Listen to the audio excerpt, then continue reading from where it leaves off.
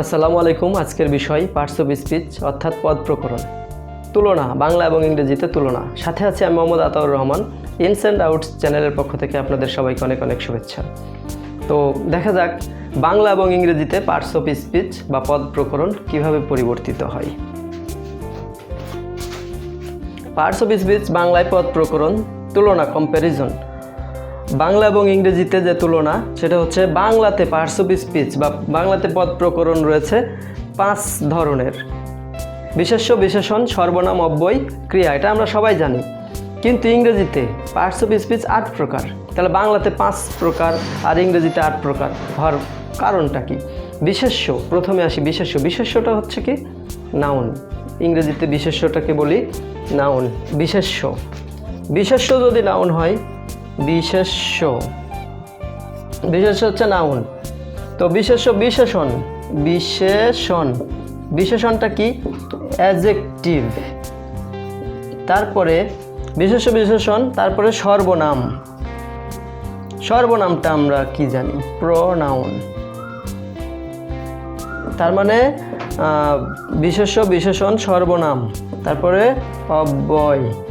এই অব্যয়টার মধ্যেই যত সব গণ্ডগোল। অব্যয় রয়েছে ইংরেজিতে 3টা। একটা রয়েছে প্রিপোজিশন। প্রিপোজিশন, প্রিপোজিশনটা হচ্ছে পদান্বয়ী অব্যয়, তারপরে কনজাংশন, তারপরে ইন্টারজেকশন।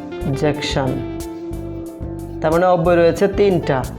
এটা হচ্ছে পদান্বয়ী অব্যয়, এটা হচ্ছে সংযোজক অব্যয়, আর এটা হচ্ছে বিষয়সূচক অব্যয়।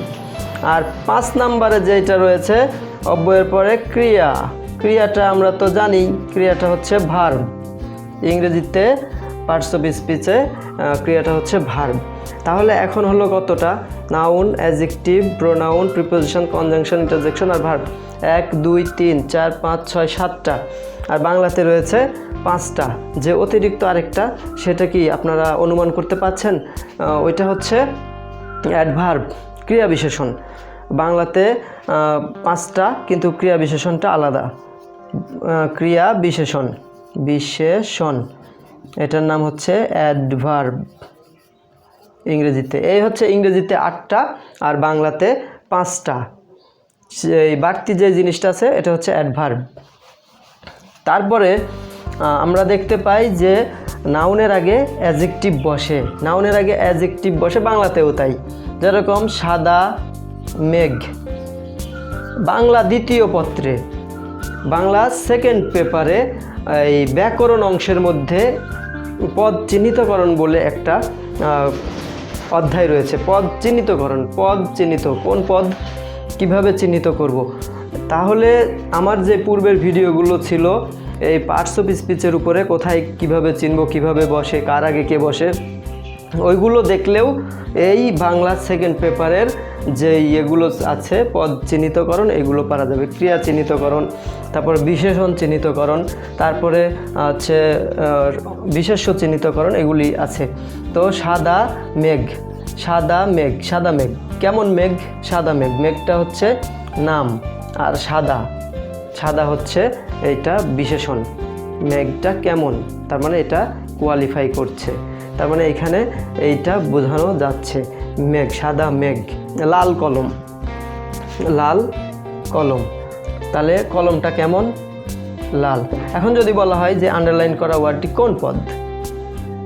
ইংরেজিতেও থাকে, বাংলাতেও থাকে। তাহলে লাল, এটা কোন পদ? এটা বিশেষণ। বিশেষণ, এটা হচ্ছে বিশেষণ, এটাকে কোয়ালিফাই করছে কলমটাকে। কেমন কলম? লাল কলম। তো কলমটা হচ্ছে কি? বিশেষ্য। এভাবে মোটামুটি বাংলায় পদ প্রকরণ আর ইংরেজিতে যে পার্টস অফ স্পিচটা আছে, কার আগে কে বসে, কার পরে কে বসে, এইগুলো যদি অ্যানালাইসিস করা যায় ভালোভাবে, তাহলে বাংলা সেকেন্ড পেপারের ক্ষেত্রে অনেকটা ভূমিকা রাখে এই পদ চিহ্নিতকরণ। পদ চিহ্নিতকরণটাও সোজা, যদি একটু মাথা খাটিয়ে করা যায়। তো এটা হচ্ছে পার্টস অফ স্পিচের বাংলা এবং ইংরেজি তুলনা। আশা করি ভিডিওটি ভালো লেগেছে। আমি আসলে ভিডিওতে খুঁটিনাটি সব বিষয় দেখানোর চেষ্টা করি, যাতে অতি সহজে যে কোনো ছাত্রছাত্রী বুঝতে পারে। আসলে আমার ভিডিওগুলো যারা একটু কম বোঝে তাদের জন্য, যারা দুর্বল, যারা শিখতে চায় ইংরেজিতে আরও ভালো করতে চায়, হয়তো পারে কিন্তু অতটা ভালো পারে না, মাথায় ঢুকছে না, বুঝতে পারছে না, আমার ভিডিও মূলত তাদের জন্য, যাতে একটু উপকার হয়, একটু ইন্টারেস্ট বাড়ে বিষয়ের উপরে।